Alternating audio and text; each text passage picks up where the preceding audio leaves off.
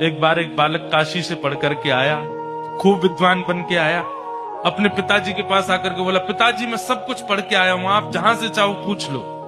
तो पिता ने यही पूछा, बताओ बाप के बाप का नाम क्या है? नहीं बता पाया। बोले ये तो नहीं पढ़ाया गुरुजी ने। बोले ढूंढ के आओ कौन है बाप के बाप। बालक ने कल पढ़ा ढूंढने के लिए, तभी 2-3 दिन निकल गए, कहीं से उत्तर नहीं मिला बाप का बाप कौन।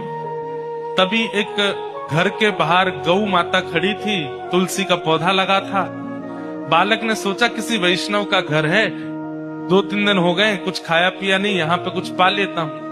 उस घर में जैसे ही प्रवेश किया, वो किसी वैष्णव का घर नहीं था, एक वैश्या का घर था। तो वैश्या ने जैसे ही बालक को देखा, ब्राह्मण बालक, त्रिपुंड लगाए, शिखा रखी है, धोती पहन करके, हाथों में वेद लगे हैं, तुरंत वैश्या आई जल का पात्र लेकर के, महाराज जलपान कीजिए। तो ब्राह्मण ने तुरंत जल लिया, पान किया, पान करके बोली, ये घर मुझे लगता है किसी वैष्णव का है, गोबर का चौका लगा है, बाहर गैया है, तुलसी का पौधा है, आप निश्चित ही कोई वैष्णव हैं। वैश्या बोली, वैष्णव का तो नहीं पता मैं हूं कि नहीं, पर मैं एक नगर वैश्या हूं। जैसे ही कहा नगर वैश्या, ब्राह्मण बालक तो तुरंत बाहर गया, वमन करने लगा, अपने पेट में हाथ लगाने लगा, पानी निकालने लगा बाहर। वैश्या बोली, क्या कर रहे हैं आप?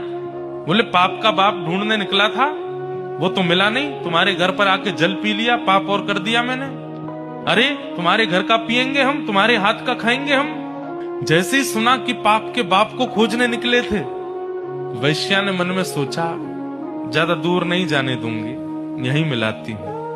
अब भगवान जल पी ही लिया है आपने, पाप तो हो ही गया आपसे, अब तो आपको जाना पड़ेगा, नदी स्नान करनी पड़ेगी, जनेऊ बदलनी पड़ेगी, पंचगव्य पान करना पड़ेगा, तभी आप शुद्ध होगे। ब्राह्मण बोले, और नहीं तो ये सब करना पड़ेगा तभी शुद्ध होऊंगा मैं। तो जब पाप हो ही गया है तो थोड़ा और कर लीजिए। बोले मतलब?